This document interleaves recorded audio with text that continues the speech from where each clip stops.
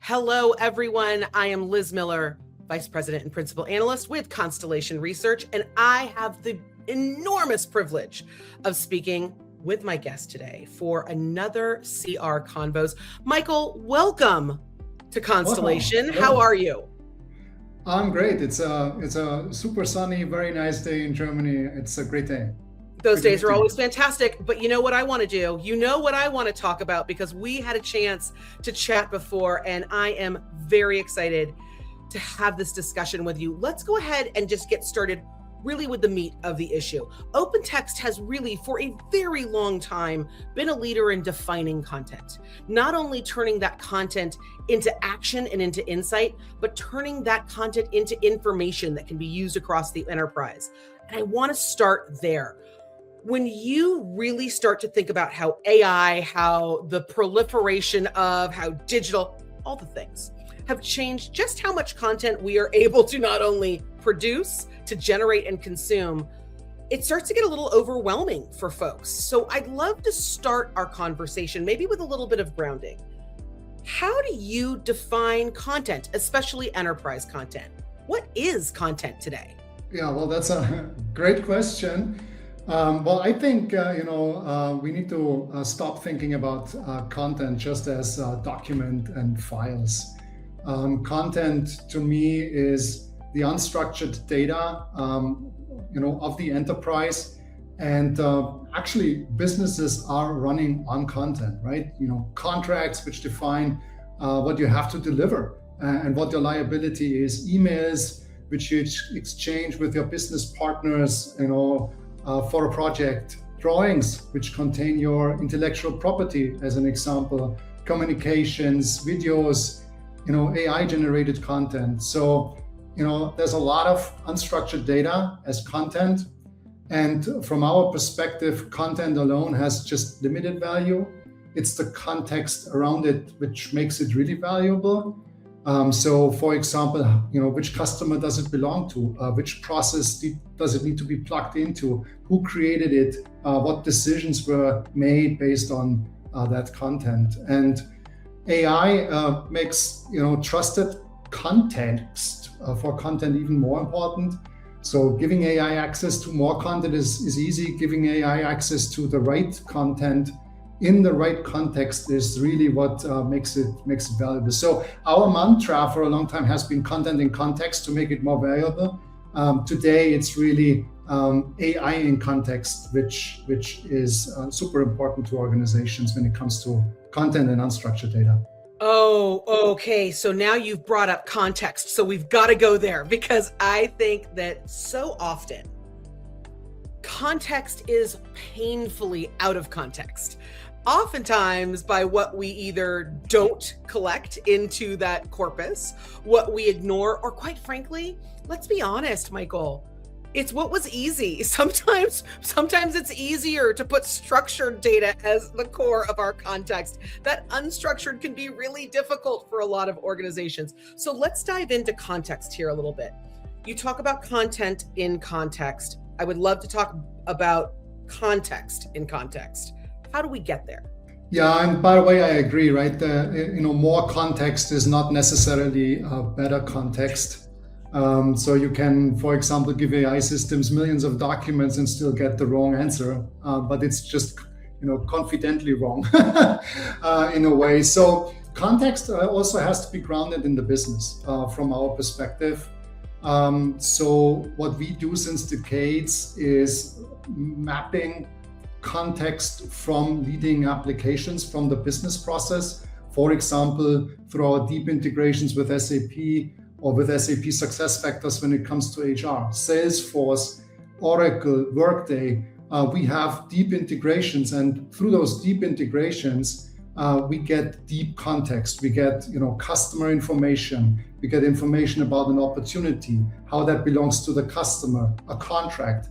The products which are part of that contract, the delivery and the materials which are part of the delivery.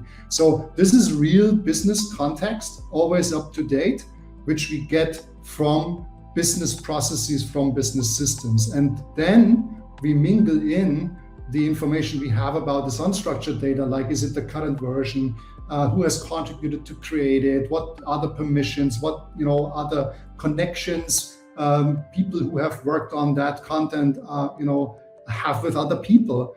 And then obviously there's information about security, retention, and governance. So for us, all this together provides real up-to-date context, which then gives AI really meaningful context, and then you can trust on it and you can act on it. Love that. I love that. Now, you brought up probably one of my favorite topics. So I'm going to blame this next question on you, Michael. You brought up security. And I often find that people do not think of security beyond, I want to put a wall around it. I'm going to lock content. I'm going to lock data into a bucket that I can see and I can make sure is super hardened and all of those conversations. But when you talk about context, and certainly about the context that takes the business in mind, security has to be part of that dialogue and discussion, because it's also securing the promises that we are making to our employees, to our customers, to our people, that we aren't doing anything malicious with their content, with that data, that we are securing that experience. Can you talk to me a little bit about when you talk with customers, certainly about security and content, where does that conversation lead? Certainly to governance, but what else comes from that?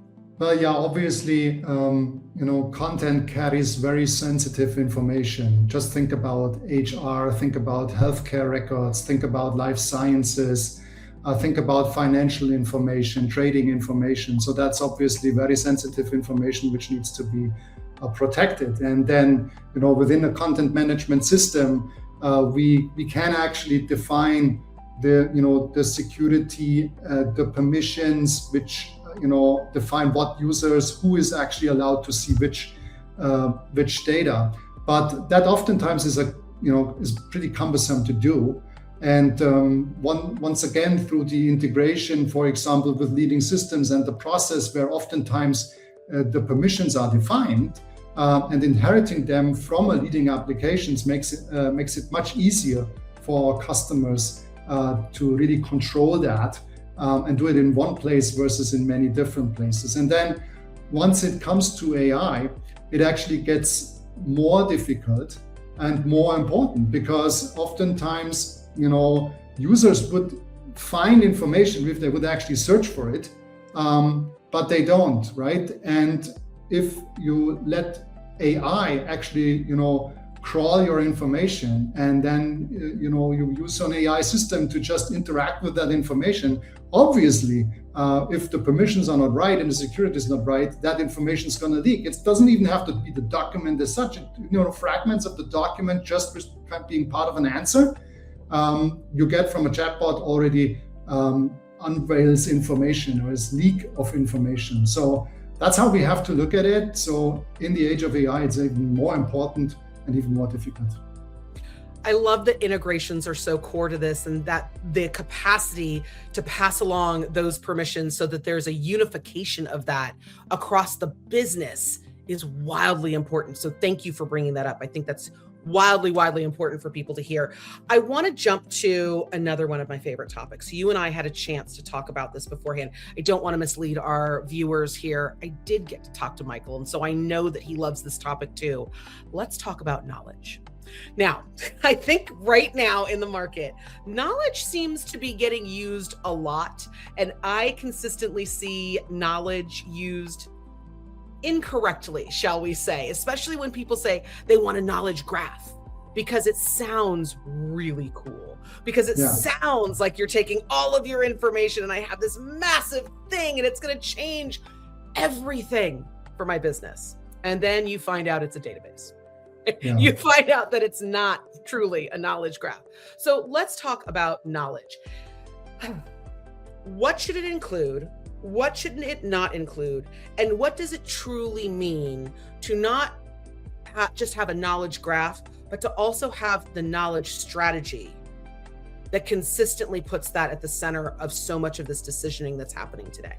Knowledge is not the same thing as information. So we can have billions of documents, we can have huge data lakes. that's data, but it's not really knowledge. So the knowledge comes from understanding the information and understanding the relationships. So once again, how is a document related to a customer? Who worked on a project?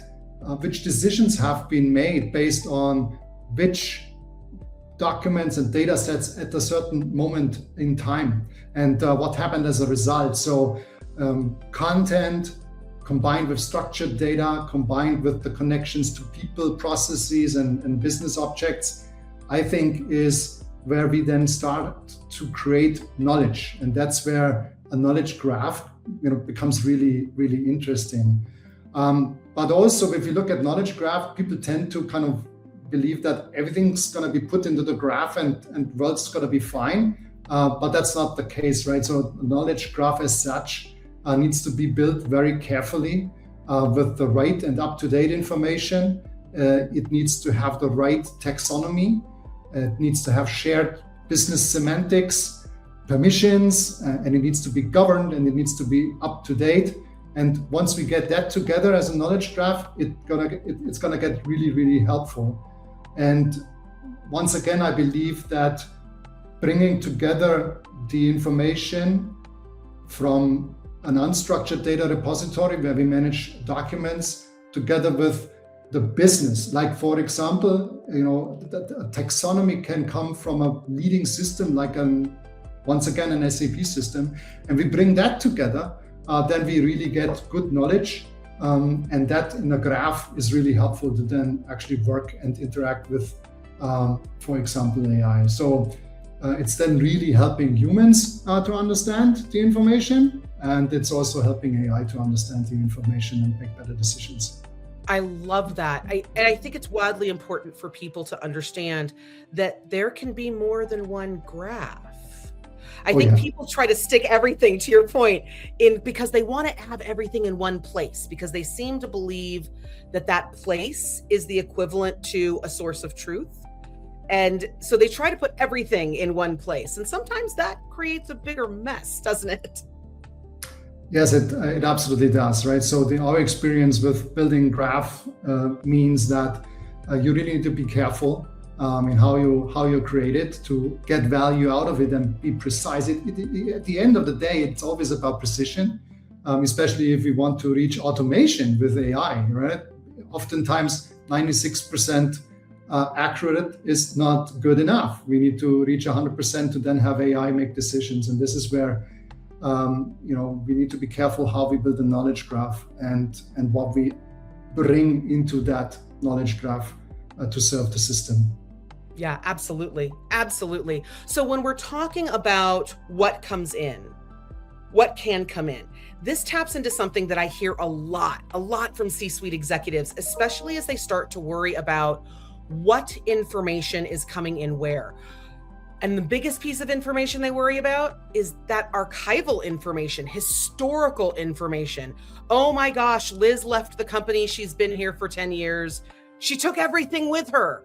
Mm-hmm. Did I? did I really take everything with me? They don't necessarily know where they can mine for that. They want to be able to have a repository that looks at both the experience of our teams and of our people and the expertise of our people, really so that the expertise can train that AI about our business, right? It can share what that experience brought for the enterprise. So when we start to talk about historical data, historical content, when we start to talk about archive, share with me a little bit about the knowledge graph. Is this that open space? Is this that safe space to also include that archival information? Do we need to be looking at archives for that historical content? Where should we be thinking when we really want to capture all of that goodness of the experience of our teams? You touched on archive, but this is all probably also true for document management systems which were not well structured, which kind of were used like an archive, more or less a flat storage. I think AI now gives us an opportunity to really understand the knowledge which is sitting within those repositories, and that hasn't been the case before. So that institutional knowledge actually lives in emails, conversations, in project information, customer interaction. And in the past, what would we have done as an organization? If a person leaves, we ask that person to save all that information in a certain place to keep that knowledge.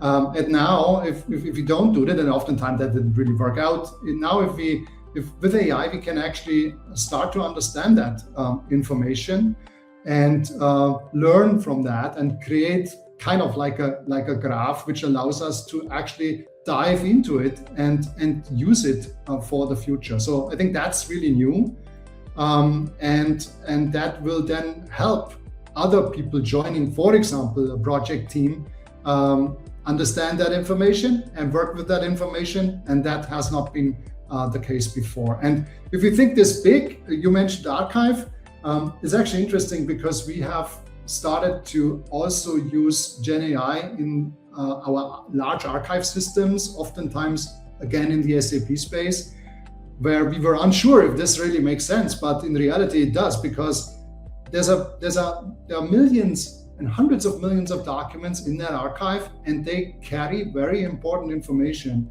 which we now really can start to understand, and again mix with the structured data we have and start to work with it. So it's not necessarily preserved as knowledge in the beginning, but now we can actually create knowledge from that archived information. I love how active that is, because I think a lot of times when people think of an archive or they think about historical knowledge, historical data, we look at it as like a museum that we should carefully walk past, maybe view it and stare at it for a few moments. But you're talking about AI really using that. So I love that. But it does bring us to the eventual question that you knew we had to get to at some point, Michael. I want to talk about AI. We eventually had to make it here. More specifically, I really want to talk about how AI and the intentional application of AI and agentic AI across all of this content, across all of this knowledge, really starts to unlock very different actions, behaviors, processes, and outcomes for our businesses. I know that OpenText has long applied various forms of AI and very traditional ML, moving into AI, and now very specifically into OpenText's Aviator AI. And of course, there's a Content Aviator. Yes. Can you share a little bit more with me about why OpenText has embarked on this? What is the need? What is the background? But what's the opportunity here? The opportunity is tremendous. We have customers with very, very large content repositories, and in our case, very often already good structured content repositories. And we can actually untap the information. We can untap the value. Oftentimes, I consider it the gold mine of our customers through Gen AI. And technically, what we've done is we've implemented, you mentioned it already, we've implemented Content Aviator, which is at the end of the day a layer which understands the information in the repository and provides information to AI systems of choice, but it is curated and well understood with context.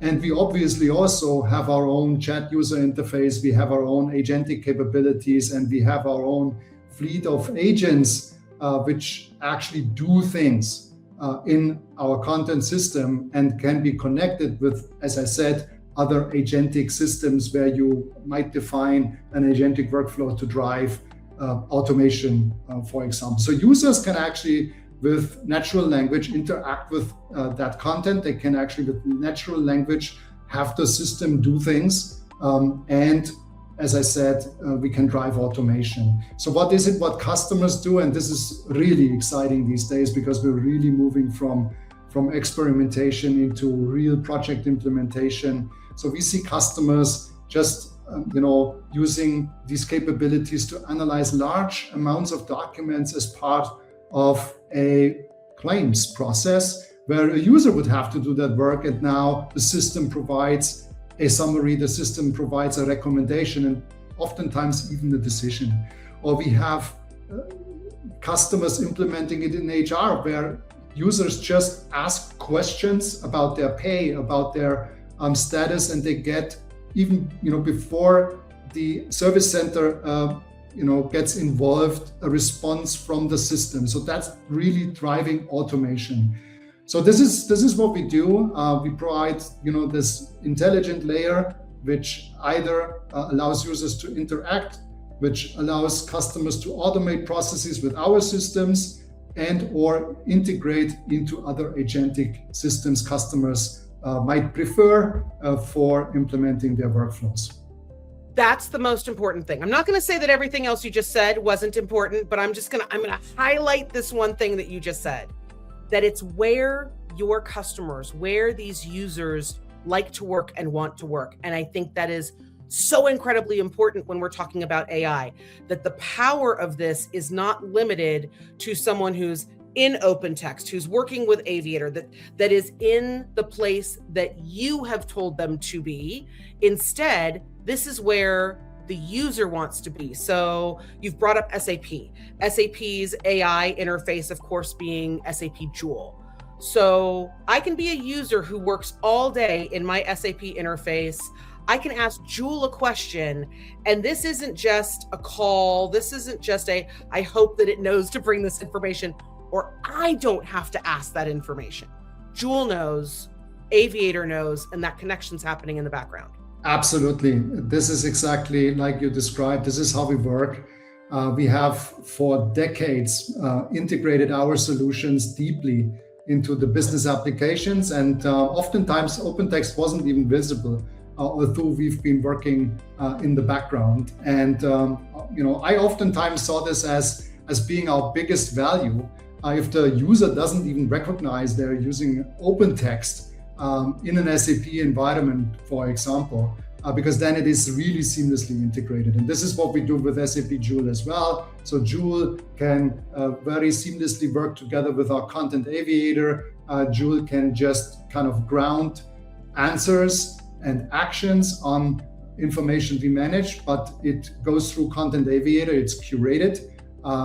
Or Joule interacts on a much more intelligent level with Content Aviator. So questions are handed to Content Aviator. Content Aviator has the intelligence, understands the question, and delivers the right set of information, the answer back. And also Joule can, for example, trigger actions in our system.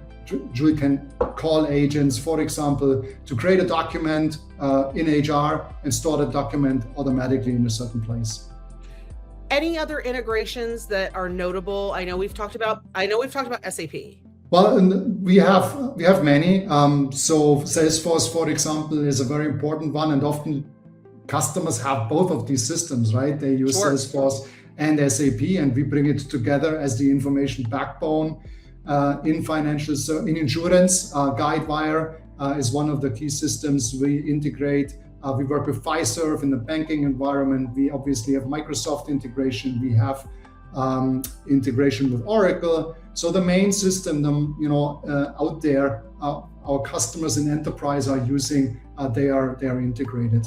Last but not least, we also provide integration into the business collaboration systems like Office 365, and then that turns next into the integration into Microsoft Copilot. So our Content Aviator also works with Microsoft Copilot. There's an integration available as well.